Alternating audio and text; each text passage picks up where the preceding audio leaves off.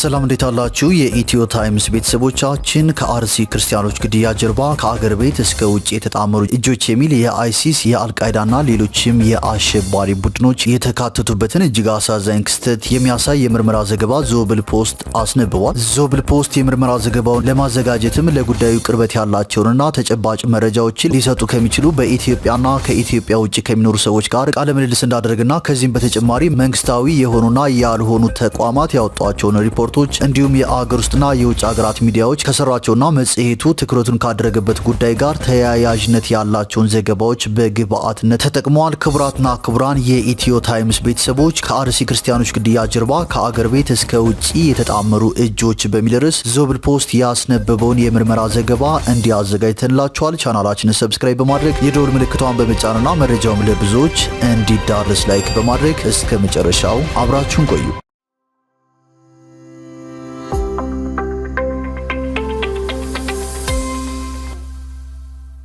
በኢትዮጵያ ውስጥ ልክ እንደ ማንነት ተኮር ጥቃቶች ሁሉ በሃይማኖት ተቋማት፣ በሃይማኖት አባቶች እንዲሁም በአማኞች ላይ ያነጣጠሩ ሃይማኖት ተኮር ጥቃቶች በተለያዩ ጊዜያት የተለያዩ እምነቶችን ኢላማ አድርገው ሲፈጽሙ መመልከት አዲስ አይደለም። በእነዚህ ሃይማኖት ተኮር ጥቃቶች ቤተ እምነቶች ይቃጠላሉ። የሃይማኖት አባቶችና የጥቃቱ ኢላማ የተደረገው ሃይማኖት ተከታዮች በአሰቃቂ ሁኔታ ከመገደል እስከ ከፋ የአካል ጉዳት ይደርስባቸዋል። ይህ ችግር የኢትዮጵያና ሕዝቧ አንገብጋቢ ብሔራዊ አደጋ መሆኑን በርካቶች ይስማሙበታል። በኢትዮጵያ ከተፈጸሙ የሃይማኖት ተኮር ጥቃቶች መካከል ካሳለፍነው የ2018 ዓ.ም ጥቅምት ወር ጀምሮ እስከ ዳር ወር የቀጠለው በኢትዮጵያ ኦርቶዶክስ ተዋሕዶ ቤተክርስቲያን የሃይማኖት አባቶችና ምዕመናን ላይ በኦሮሚያ ክልል አርሲ ዞን የተፈጸመው ሃይማኖት ተኮር ጥቃት አንዱ ነው። በእርግጥ በአካባቢው መሰል ሃይማኖት ተኮር ጥቃቶች መፈጸም ከጀመሩ ከ3 አስርት ዓመታት በላይ መቆጠሩን የተለያዩ ተጨባጭ መረጃዎች ያሳያሉ። ዞብል ፖስትም እንደ አንድ የኢትዮጵያን ሀገራዊ እንዲሁም የአፍሪካ ቀንድን ቀጠናዊ ጉዳዮች በንቃት እንደሚከታተልና ወሳኝ ክስተቶችን ለአንባቢያን እንደሚያቀርብ የዲጂታል መጽሔት ለአንድ ወር ያክል የመረጃ ማሰባሰብ ተግባራትን ካከናወነ በኋላ በአርሲ ክርስቲያኖች ላይ የሚፈጸሙ ተደጋጋሚ ጥቃቶችን ለመዳሰስ ያለመውን ይህንን የምርመራ ዘገባ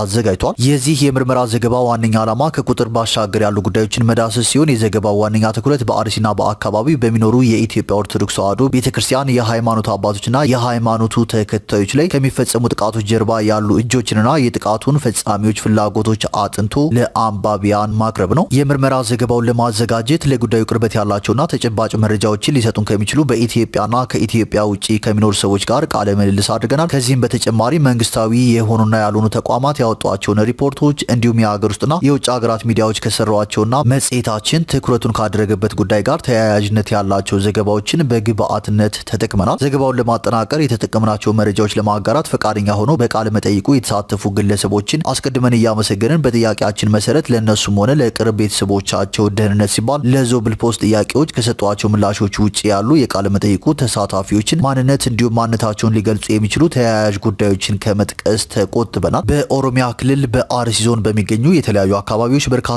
የኢትዮጵያ ኦርቶዶክስ ተዋሕዶ ቤተክርስቲያን አማኞችና የሃይማኖት አባቶች መገደላቸውን ተከትሎ ከተለያዩ ወገኖች የተለያዩ መግለጫዎች ተሰጥተዋል። ጥቃቱ የተፈጸመበትን የአርሲ ዞን የሚያስተዳድሩት አቶ ኢብራሂም ከድር በአካባቢው በክርስቲያኖች ላይ የተፈጸመውን ጥቃት ሐሰት ነው በማለት ማስተባበላቸውን ቢቢሲ የአማርኛው ክፍል በጥቅምት 20 ይዞት በወጣው ዘገባ ገልጿል። የኢትዮጵያ ሃይማኖት ተቋማት ጉባኤ በበኩሉ ጥቃቱ በተፈጸመባቸው አካባቢዎች አጣሪ ቡድን በመላክ ከጥቅምት 25 እስከ ጥቅምት 30 2018 ዓ.ም መረጃ አሰባስቦ የመጀመሪያ ደረጃ ሪፖርት ያለውን ውጤት ለመገናኛ ብዙሃን ይፋ አድርጓል። አጣሪ ቡድኑም በህዳር 1 ቀን 2018 ዓ.ም በሰጠው መግለጫ ቀሪ ማጣራት ስራዎች እንደሚቀሩት በመጠቆም የአርሲው ጥቃት ሃይማኖት ተኮር አይደለም ብሏል። ዞብል ፖስት የተለያዩ ወገኖችን አነጋግሮ ያገኘው ውጤት ግን የአርሲው ጥቃት ሃይማኖት ተኮር መሆኑን እንዲሁም ጥቃቱን የፈጸሙት አካላት በሶማሊያ ከሚንቀሳቀሰውና የአልቃይዳ ምስራቅ አፍሪካ ክንፍ ከሆነው አልሸባብ ጋር ግንኙነት ያላቸው አክራሪ ታጣቂዎች መሆናቸውን ያሳያል። ይህም የአርሲ ዞን አስተዳዳሪ ጥቃቱን ከካዱበት ምላሻቸው እንዲሁም ጥቃቱ ሃይማኖት ተኮር አለመሆኑን ካሳወቀው የኢትዮጵያ ሃይማኖት ተቋማት ጉባኤ አቋም ፍጹም የተቃረነ መሆኑን ያሳያል። መጽሔታችን ለጉዳዩ ቅርበት ካላቸው የተለያዩ ወገኖች ጋር መረጃዎችን አሰባስቦ ካገኘው የምርመራ ውጤት መካከል የኢትዮጵያ እስልምና ጉዳዮች ጠቅላይ ምክር ቤት የአርሲውን ጥቃት አውግዞ ካወጣው መግለጫ ላይ ከተነሱ አንዳንድ ሀሳቦች ጋር የሚያያዙ ውጤቶችን አግኝተዋል። ምክር ቤቱ በጥቃቱ ማንነታቸው ባልታወቁ ታጣቂዎች ከክርስቲያኖች በተጨማሪ የተወሰኑ ሙስሊሞችም ተገድለዋል ሲል በጥቃቱ ከኢትዮጵያ ኦርቶዶክስ ተዋሕዶ ቤተክርስቲያን የሃይማኖት አባቶችና ተከታዮች በተጨማሪ የእስልምና ሃይማኖት ተከታዮችም መገደላቸውን አሳውቋል። ዞብል ፖስት ጥቃቱ ከተፈጸመባቸው አካባቢዎች አንዱ በሆነው የሽርካ ወረዳ አንድ ሰው አነጋግሮ ያገኘው መረጃ እንደሚያሳየው በአርሲ የተለያዩ ወረዳዎች የኢትዮጵያ ኦርቶዶክስ ተዋሕዶ ቤተክርስቲያን አማኞችና የሃይማኖት አባቶች በተለይ ሁኔታ ኢላማ ተደርገው መገደላቸውን ከማረጋገጥ በተጨማሪ ሁለት የእስልምና ሃይማኖት ተከታይ አባወራዎች ከወራት በፊት በኢትዮጵያዊ ወግ ጎረቤታቸውን ከጥቃት ለመሸሸግ ሞክረዋል በሚል ክርስቲያኖችን ከግድያ ልታስመልጡ ሞክራቸዋል ተብለው በአሳዛኝ ሁኔታ ተገድለዋል። ይህ መረጃ የኢትዮጵያ እስልምና ጉዳዮች ጠቅላይ ምክር ቤት የእስልምና ሃይማኖት ተከታዮችን መገደላቸውን በመግለጫው ካሳወቀበት ክፍል ጋር የሚገናኝ ነው። በሽርካ ወረዳ ከክርስቲያኖች በተጨማሪ በእስልምና ሃይማኖት ተከታዮች ላይ የተፈጸመው ጥቃት እንደ አይሲስ፣ አልሸባብ ወይም ቦኮ ሀራም ያሉ እስላማዊ ታጣቂ ቡድኖች በሚገኙባቸው ሀገራት ውስጥ በተቆጣጠሯቸው አካባቢዎች ርዕዮተ ዓለማዊ አስተሳሰቦችን ተቃርነዋል ወይም ሕግ ተላልፈዋል ባሏቸው ሙስሊሞች ላይ ከሚፈጸሙት የበቀል ግድያ ጋር የሚመሳሰል ነው። የኢትዮጵያ ኦርቶዶክስ ተዋሕዶ ቤተክርስቲያንን ኢላማ አድርጎ ለዓመታት በቀጠለው ሃይማኖት ተኮር ጥቃት ምክንያት በምስራቅ አርሲ ዞን ሽርካ ወረዳ ብቻ ከሚገኙት አብያተ ክርስቲያናት ውስጥ 17 የሚሆኑት አንድም ሙሉ በሙሉ ፈርሰዋል ወይም እየተካሄደ ባለው የማያባራ ሃይማኖት ተኮር ጭፍጨፋ ምክንያት አገልግሎት አቁመዋል። ይህ በአካባቢው የሚፈጸመው ጥቃት ሃይማኖት ተኮር ስለመሆኑ ሁነኛ አስረጅ ተደርጎ የሚወሰድ ነው። ጥቃት ከደረሰባቸው አብያተ ክርስቲያናት መካከል አኖሌ ቅዱስ ጊዮርጊስ፣ ላሉንጮ አማኑኤልና ሰንጎ እግዚአብሔር አብ በደረሰባቸው ተደጋጋሚ ጥቃት ከቅጥር ግቢ እስከ ቤተ መቅደስ የፈራረሱና ከጥቅም ውጪ የሆኑ አብያተ ክርስቲያናት መሆናቸውን ዞብል ፖስት ያገኘ መረጃ ያሳያል። አክራሪ ታጣቂዎች በደቀኑት ከፍተኛ ስጋት ምክንያት በአሁኑ ወቅት አገልግሎት ያቆሙት ደግሞ ጮጫ እግዚአብሔር አብ፣ ጭሳ ተክለ ሃይማኖት፣ ጎሮ ስላሴ፣ ሄላ ሴሮ ማርያም፣ ዘንባባ አርሴማ፣ ዲገሉ መድኃኔ ዓለም፣ ኮኔ እግዚአብሔር አብ፣ ሚታና ዮሐንስ፣ ባቦ ማርያም፣ ሰቄ ገብርኤል፣ ጠሬታ በዓለ ወልድ፣ ሽፎ ተክለ ሃይማኖት፣ ያያ ዮሐንስ፣ ሸንኮራ ቀርሳ ጊዮርጊስ ይገኙበታል። በተለያዩ ጊዜያት በአርሲና አካባቢው በኢትዮጵያ ኦርቶዶክስ ተዋሕዶ ቤተክርስቲያን የሃይማኖት አባቶችና አማኞች ላይ ጥቃት የሚፈጽሙ አካላት ማንነት ሲጠየቅ በመንግስት የመገናኛ ብዙሃንና ሌሎች ተቋማት በኩል አንዳንድ ጊዜ ኦነግ ሸኔ፣ ሌላ ጊዜ በአካባቢዎቹ አልፎ አልፎ የሚንቀሳቀሱ ማንነታቸው ያልታወቁ ታጣቂዎች የሚሉ ምላሾች ሲሰጡ ይደመጣል። የኢትዮጵያ መንግስት በአካባቢው ተደጋግሞ ስለሚፈጸመው ሃይማኖት ተኮር ጥቃት ይህ ነው ሊባል የሚችል አጥጋቢ ምላሽ ሲሰጥ ባንመለከትም ስለ ጥቃቱ እንዲሁም ጥቃቱን የሚፈጽሙ ታጣቂዎች በሶማሊያ ከሚንቀሳቀሰው የአልሸባብ ቡድን ጋር ግንኙነት ያላቸው አካላት ስለመሆናቸው መንግስት በቂ መረጃ እንዳለው ዞብል ፖስት ካነጋገራቸው የቃለ መጠይቁ ተሳታፊዎች ባገኘው ምላሽ አረጋግጧል። ለምሳሌ ያህልም አቶ ተመስገን ጥሩነህ የብሔራዊ መረጃና ደህንነት አገልግሎት ዳይሬክተር ሆነው በተሾሙበት ወቅት በአርሲና ባሌ አካባቢዎች የአልሸባብ ሰንሰለት መኖሩን የአሜሪካ መንግስት ለኢትዮጵያ መንግስት አሳውቋል። ይህንኑ መረጃ በአሁኑ ወቅት የሶስተኛ ዲግሪ ትምህርታቸውን በጀርመን ሀገር በመከታተል ላይ የሚገኙ አንድ በአፍሪካ ቀንድ የሰላምና ጸጥታ ጉዳዮች ዙሪያ የአሜሪካን መንግስት ጨምሮ ከውጭ መንግስታት ጋር በአማካሪነትና በተመራማሪነት ይሰሩ የነበሩ ባለሙያ ለዞብል ፖስት አጋርተዋል። አቶ ተመስገን የደህንነት መስሪያ ቤቱ ሹም የሆኑበት ጊዜ ማለት ደግሞ የፌዴራል መንግስቱ ከህወሓት ጋር በጦርነት ላይ የነበረበትን ወቅት እንደ ጥሩ አጋጣሚ በመጠቀም በፈረንጆቹ ነሐሴ 2022 ዓ.ም አልሸባብ የኢትዮጵያን ድንበር ጥሶ ገብቶ ጥቃት የፈጸመበት ጊዜ ማለት ነው። የአልሸባብን ጥቃት ተከትሎ ቮይስ ኦፍ አሜሪካ የኢትዮጵያንና ሶማሊያን የጸጥታ ባለስልጣናት አነጋግሮ ባወጣው ዘገባ የአልሸባብ ታጣቂዎች ኢትዮጵያንና ሶማሊያን በሚያዋስኑ ሂራንና ባኮል ተብለው በሚጠሩ የድንበር አካባቢዎች አቋርጠው 150 ኪሎ ሜትር ያክል የኢትዮጵያን ድንበር አልፎ መግባታቸው ተመላክቷል። እኒሁ የሶስተኛ ዲግሪ ትምህርታቸውን በሀገረ ጀርመን በመከታተል ላይ የሚገኙት የቃለ መጠይቁ ተሳታፊ አልሸባብ የኢትዮጵያን ድንበር ጥሶ መግባቱን ተከትሎ የኢትዮጵያ ጸጥታ ኃይሎች በወሰዱት አጸፋዊ እርምጃ ከተገደሉት የሽብር ቡድኑ አባላት መካከል በርካታ ኢትዮጵያውያን እንደሚገኙበት በማስታወስ አቶ ተመስገን ጥሩነህ የደህንነት መስሪያ ቤቱ ሹም በነበሩበት ወቅት ብቻ ሳይሆን ከእሳቸው በፊትም ሆነ በኋላ አልሸባብ በኢትዮጵያ ሰንሰለት መዘርጋቱን ለደህንነት መስሪያ ቤቱና ለሌሎች የኢትዮጵያ መንግስት ባለስልጣናት ተመሳሳይ መረጃ ይደርሳቸው እንደነበር አያይዘው ገልጸዋል። የኢትዮጵያ መንግስት በአፍሪካ ቀንድ ያለውን የአክራሪ ታጣቂ ቡድኖች ሁኔታ በተመለከተ ከውጭ ተቋማት ሊደርሰው ከሚችለው መረጃ በተጨማሪ በራሱ የመረጃና ደህንነት አሰራር ሊደርስበት የሚችል ጉዳይ እንደሆነ የሚጠበቅ ነው። እንዲያም ሆኖ ግን በአርሲና አካባቢው በክርስቲያኖች ላይ የሚፈጸመውን ተደጋጋሚ ጥቃት ከማስቆም ይልቅ በዝምታ መመልከት መምረጡን ራሱ መንግስት ከሚያሳየው ባህሪ መገንዘብ ይቻላል። በእርግጥ ዞብል ፖስት ያደረገው የምርመራ ዘገባ የሚያመለክተው በኢትዮጵያ የተዘረጋውን የአልሸባብ ሰንሰለት የተመለከተ ቢሆንም ባሳለፍነው ሐምሌ ወር 2017 ዓ.ም የብሔራዊ መረጃና ደህንነት አገልግሎት 82 የሚጠጉ ለሽብር ተልዕኮ የተመለመሉ የአይሲስ አባላትን በቁጥጥር ስር መዋሉንና ሌሎች በቁጥጥር ስር ባልዋሉት ላይ ተጨማሪ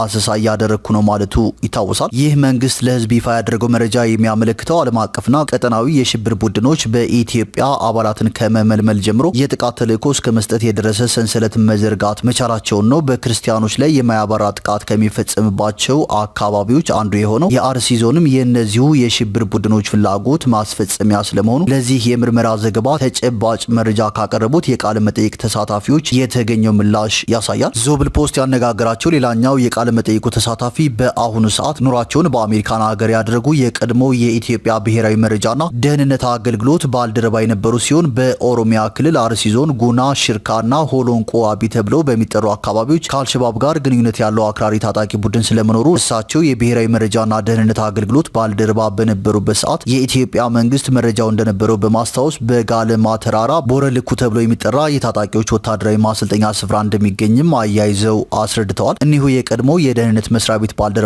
ጉዳዩን ለዞብል ፖስት ሰፋ አድርገው ያብራሩ ሲሆን ከአልሸባብ ጋር ግንኙነት ያላቸው ታጣቂዎች ወታደራዊ ስልጠና ከሚወስዱበት ስፍራ በተጨማሪ ባሌ ሮቤ ውስጥ ለርዕዮተ ዓለምና ፖለቲካዊ አስተምህሮ መስጫ ብቻ አገልግሎት በሚሰጥ መስጊድ ውስጥ ትምህርት እንደሚሰጣቸው ጨምረው ገልጸዋል። በዚህ መስጊድ ውስጥ ከተመረጡ ሰዎች ውጪ ማንኛውም የእስልምና ሃይማኖት ተከታይ መግባት እንደማይችልም የቀድሞ የደህንነት መስሪያ ቤት ባልደረባ አክለው አስረድተዋል። ዞብል ፖስትም ታዲያ የኢትዮጵያ መንግስት ይህ መረጃ ከነበረው ህጋዊ እርምጃ ለመውሰድ ያልቻለው ለምን ነበር ሲል ለእኒሁ የቃለ መጠይቁ ተሳታፊ ጥያቄ ያቀረበ ሲሆን እሳቸውም በጉዳዩ ላይ ውይይት ተደርጎበት እንደነበር በማስታወስ ለምን እርምጃ እንዳልተወሰደ ሁለት ምክንያቶችን አስቀምጠዋል። የመጀመሪያው ምክንያት የመንግስት ግምገማ በሽግግር ወቅት ብዙ ስጋትን ያዘሉ ፍላጎቶች ሊታዩ ቢችሉም በሂደት በራሳቸው ጊዜ ይከስማሉ የሚል እንደነበር፣ እንዲሁም በአገሪቷ ለሚከሰቱ ግጭቶች የተለየ ትኩረት መስጠት በመንግስት በኩል ቅድሚያ የተሰጠው አቅጣጫ ስለነበር የአክራሪ ቡድኖች እንቅስቃሴ እንደ ዋነኛ ስጋት ሆኖ አለመቅረቡ ሁለተኛው ምክንያት ነበር ሲሉ መጽሔታችን ላቀረበላቸው ጥያቄ ምላሻቸውን ሰጥተዋል። ከዚሁ ጋር በተገናኘ ምላሻቸውን የሰጡ ሌላኛው የዞብል ፖስት ቃለ መጠይቅ ተሳታፊ ለትምህርት የተመለመሉ ሰዎች ትምህርታቸውን ካጠናቀቁ በኋላ ለወሰዱት የርዕዮተ ዓለምና ፖለቲካዊ ስልጠና ያላቸውን ታማኝነት ለማሳየት ክርስቲያኖችን አግተው ወስደው በሰይፍ ይገድሏቸዋል ሲሉ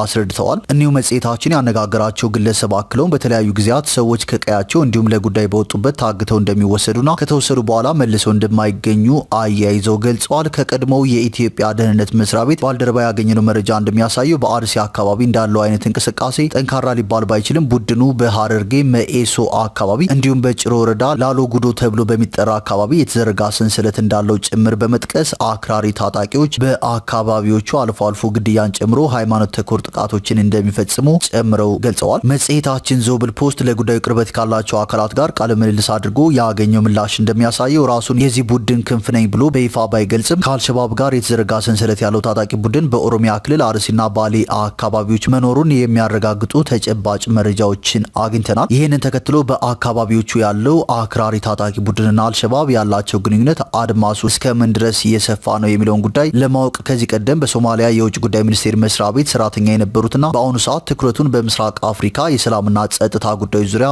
አድርጎ የሚሰራ ተቀማጭነቱ በኬንያ ናይሮቢ በሆነ የጥናትና ምርምር ተቋም ውስጥ በተመራማሪነት የሚሰሩ የተቋሙን ባልደረባ ዞብል ፖስት ለዚህ የምርመራ ዘገባ አግኝቶ የማነጋገር እድል ያገኘ ሲሆን ከእኒሁ የቃለ መጠይቁ ተሳታፊ ተጨባጭ መረጃዎችን ማግኘት ተችሏል። መጽሔታችን ከእኒህ የምስራቅ አፍሪካ ሰላምና ጸጥታ ጉዳዮች ተመራማሪ ያገኘው መረጃ እንደሚያሳየው ኢትዮጵያውያን አልሸባብን በሁለት ዋና ዋና መንገዶች ይቀላቀላሉ። በኢትዮጵያ ያሉ የሀገር ውስጥ የግንኙነት መስመሮችን በመጠቀም በዶሎ ጅግጅጋና በሽንሌ በኩል በድንበር በማቋረጥ አልሸባብን መቀላቀል አንደኛው መንገድ መሆኑን መጽሔታችን ያገኘው መረጃ ያሳያል። ከዚሁ ጋር በተገናኘ የአርቲስት ሃጫሉ ሁንዴሳን ግድያ ተከትሎ በሰኔ 2013 ዓ.ም በአርሲ ዞን የተለያዩ አካባቢዎች በርካታ ክርስቲያኖችና የአማራ ተወላጆች የተገደሉበትን ክስተት ያስተባበሩና የመሩ ግለሰቦች በሕግ ቁጥጥር ስር ከዋሉ በኋላ ሻሸመኔ ከሚገኝ እስር ቤት እንዲያመልጡ ተደርጎ ወደ ሶማሊያ እንዲሄዱ መደረጋቸውን ሌላኛው የመጽሔታችን ቃለ ምልልስ ተሳታፊ አስረድተዋል። ከእስር አምልጠው ወደ ሶማሊያ የሄዱት ሰዎች 4 ሲሆኑ ሁኔታው በአገር ውስጥ ያለው የአልሸባብ የግንኙነት መስመር ኢትዮጵያውያን ወደ ሶማሊያ ተጉዘው ቡድኑን እንዲቀላቀሉ ያደርጋል የሚለውን ጉዳይ የሚያጠናክር ነው። ከዚህም በተጨማሪ ከአልሸባብ ጋር ግንኙነት ያላቸው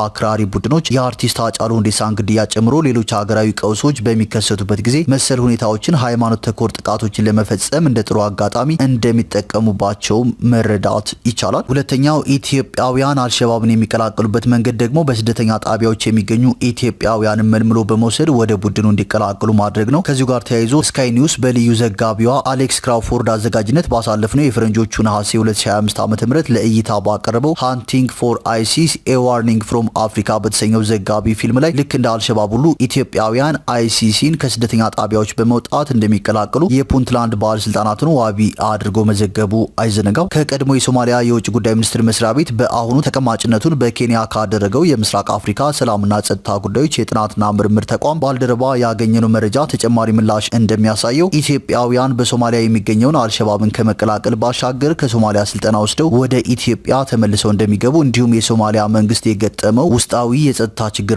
የጸጥታ ተቋማቱ መዳከም ለዚህ ሁኔታ አስተዋጽኦ እንዳላቸው አያይዘው አብራርተዋል። ይህንን ጉዳይ አስመልክቶም የሶማሊያና የኢትዮጵያ መንግስታት የድንበር ላይ ቁጥጥሮችን በማጠናከር ዙሪያ ያተኮሩ ተደጋጋሚ የሁለትዮሽ ውይይቶችን አድርገው እንደሚያውቁም አክለው አስረድተዋል። ከዚሁ ጋር በተገናኘ ከአልሸባብ ጋር ግንኙነት ያላቸው ታጣቂዎች የወታደራዊ ፖለቲካዊና ርዕዮተ ዓለማዊ ስልጠና በሚወስዱባቸው የአርሲና ባሌ ሮቤ አካባቢዎች ኢትዮጵያውያን ያልሆኑ ምላሽ በሰጡን ግለሰብ አገላለጽ የአረብና ሶማሌ የፊት ገጽታ ያላቸው ሰዎች በተለያዩ ጊዜያት ሲንቀሳቀሱ እንደሚታዩ መጽሔታችን ያነጋገራቸው በአሁኑ ሰዓት ነዋሪነታቸውን በአገር አሜሪካ ያደረጉት የቀድሞ የብሔራዊ መረጃና ደህንነት አገልግሎት ባልደረባ አስረድተዋል። እንደሳቸው መረዳትና ምላሽ የደህንነት መስሪያ ቤቱ ለጉዳዩ ልዩ ትኩረት ባይሰጠውም እነዚህ ኢትዮጵያውያን ያልሆኑ ሰዎች ከአልሸባብ ጋር ግንኙነት ያላቸው ታጣቂዎች በሚገኙባቸው አካባቢዎች በተደጋጋሚ ሊንቀሳቀሱ የሚችሉት ለታጣቂዎቹ ስልጠና የርዕዮተ ዓለምና ፖለቲካዊ አስተምህሮት ለመስጠት ሊሆን እንደሚችል ግምታቸውን አስቀምጠዋል። ከዚህ የዞብል ፖስት የምርመራ ዘገባ ከተገኘው ምላሽ ጋር በሚመሳሰል መልኩ የኢትዮጵያ መንግስት ባሳለፍነው